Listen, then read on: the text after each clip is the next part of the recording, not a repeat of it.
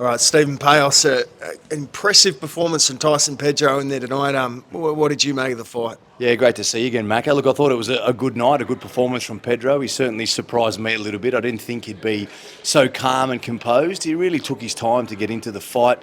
It probably helped him that his opponent didn't hurt him at all, Macca. Like, he just really, he threw a few big overhands and a few jabs, but it was never a case that he was going to be really hurt. So I think in Tyson Pedro's case, what he just needed to do was make sure that he got into the fight, didn't do anything silly, didn't get clipped early, and he actually showed some really good cardio. I thought, I know you and I spoke about it before the fight, thinking, what's it going to be like as he gets past that sort of 5-round UFC type of level? Now, I know they're 5-minute rounds in the championship rounds, but, in boxing, once you've done, 5, 6, 7 rounds at 3 minutes, that constant movement, it's a very different story when you're on your feet the whole time. So, yeah, overall, pretty impressive. I thought he had a good night.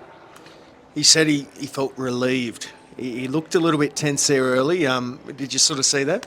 Absolutely. I think it's a guy who's put in so much time and effort. I mean, we all know what happened with Tszyu. There was that chatter as well about, a previous bout that was looking to happen in August and September. I'm not exactly sure what that was, but, everything that he went through to get Tszyu, which I thought would have been a very tough start to his boxing career, because Tszyu's got power, can move a little bit as well, whereas Taimoor, even though he came into the fight with a really good record, he didn't really show any, crazy boxing power. I didn't think his skills were that good. I didn't think he was that sharp either. So for him, knowing that he needed to get in the ring and get the job done would have been, first concern and first anxiety piece for him. But secondarily, to put on a composed performance and get the victory and actually show everybody that he's got some skills was a big part of that. So it was good. He called out Jake Paul in the ring. How realistic are those conversations, do you think? I think in about 2 fights' time, they're very realistic, and I'll tell you why. Jake Paul is the type of fighter who would look at an opponent like, Tyson Pedro and be like, I can beat this guy, and he's at the right level. I mean, Jake Paul's been fighting at cruiserweight. He's been fighting in and around that mark, 90, 95, up towards the heavyweight mark as well. So if they were to fight at bridgerweight and he wanted to expand on his credentials as a boxer, I mean, you saw what happened when he fought Tommy Fury. He was outboxed and beaten, reasonably comfortably, I thought. So when you look at that, it's like, okay, this is a good opponent, someone who's got international credibility, got a decent following from all the UFC days. I think it makes perfect sense. I think it's a fight or two away, purely because Jake Paul would be coming into a fight with a 1-0 guy. So I think there's a little bit of time it will take to actually develop that.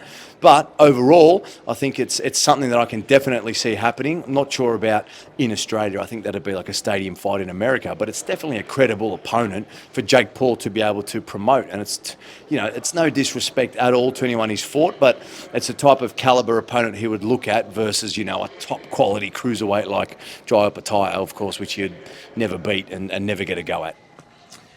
Big few weeks coming up, mate. How do you sort of assess the landscape here in Australia? Show tonight, there's a couple of no-limit shows there. Kambosos, your Tszyu announcement yesterday.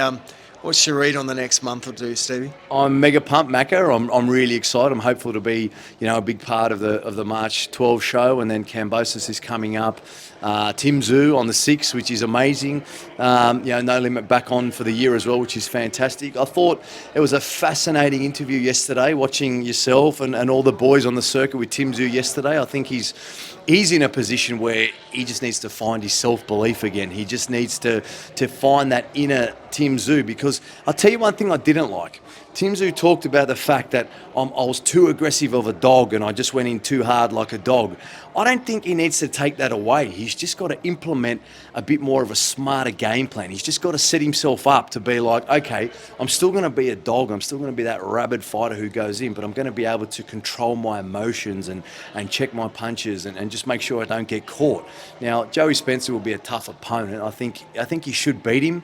He might stop him in the middle rounds, but if he fights in that methodical way that he tore apart Brian Mendoza, that he absolutely ripped Carlos Ocampo, very quickly. Like, he's a type of fighter. I mean, he was very systematic against Tony Harrison as well. So for Tszyu, it's a big comeback. I think Jarvis and Thurman's a cracker. I think, Jarvis is in a position where he can set his career up with a win against, one of one of the, maybe not all-time greats, but one of the greats of recent years. Going to be a tough fight for him, but I hope that none of the outside noise regarding Jeff or anything else that's happened gets in his way. But look, he's a chance. I think Thurman's favourite. I mean, he's rightfully favourite with the bookies, I think. But look, I like Brock. I think he's a lovely guy. I've announced him many times, and hopefully I can do that again for him and motivate him. But, I think Keith Thurman knows that he's got a lot to come potentially in future with a victory here. So I don't think he'll be taking it lightly, noting that he's got a bit of a pathway back to the top. So, yeah, huge month ahead. I think Kambosos still carries that name power, that name firepower, Macca. I think he is in a position where if he can beat Jordan, which is, a credible opponent, he's not a bad opponent for Hitchens, you know what I mean, at super lightweight. He's a good fight in New York or in America somewhere. I think they can make that fight work. And I think Kambosos, is in a great stage of his career where he can be a two-weight world champion and he can make some money because he deserves it. He's been a road warrior, a tough guy on the circuit, so I wish him all the best. But yeah, like to answer your question, mate, there's a lot happening as well. Liam Wilson's back on this weekend, so very excited, mate. I love being a part of it, love being a part of the sport, and looking forward to many years and decades like the greats of the game, like your Buffers and Lennons and those boys. Looking forward to being a big part of it. Just a quick last one. Last time we saw you out, Jai Opetaia, David Nika. How do you sort of assess Jai Opetaia's sort of, next few months? Look, I think without knowing the inside sort of run on exactly what he's going to do, my take and my read, and you can probably back me up on this, but it sounds like Ramirez isn't going to be ready, for a fight in May, and it sounds like the Turk wants to get that. His Excellency Turkey wants to get that later in the year. So I think if I was Mick Francis, I would keep Jai busy. I don't think I'd leave him, for an extended period of time like what they've done with Ramirez. I mean, if Oscar sort of keeps him for a long time, I mean, he would probably be pretty rusty. I think Macca getting into a fight with Opetaia off the back of one or two more wins. So I think Jai will end up ready to go. Hopefully for mid-year. I mean, I would assume Mick would probably look at doing something with him mid-year. Fight him, keep him ready. Maybe fight him once or twice. I mean, I'm not sure what his plan is, but that's what I would think. I think Eddie would be on board with that as well, and then that sets him up for a blockbuster end of year to sort of, it won't be, completely undisputed, but I tell you what, he'll unify and be in a very strong position then to take all the belts, and he can go forth and represent as probably one of our, best and most active pound for pound guys at the moment. What about a quick shout out to our great mate Peter Bomber Bedell? Bomber, the great man, Bomber Bedell. Well, he'll be watching this no doubt tomorrow, putting a full analysis on the performance in front of the camera.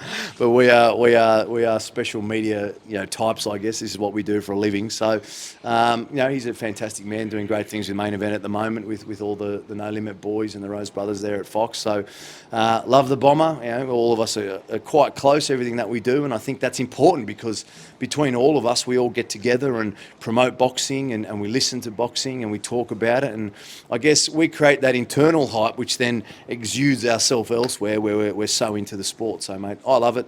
Everyone's doing well, and I just think we continue to get behind each other and support as many shows as possible, as many boxers. The boxers are the guys that we do it. Me and you are sick for it, mate. We probably talk too much about boxing all day long, but it's what we love and it's what we do. So all power to it, and long may it continue. Nice one, Stevie. Great to see you, mate. See you soon.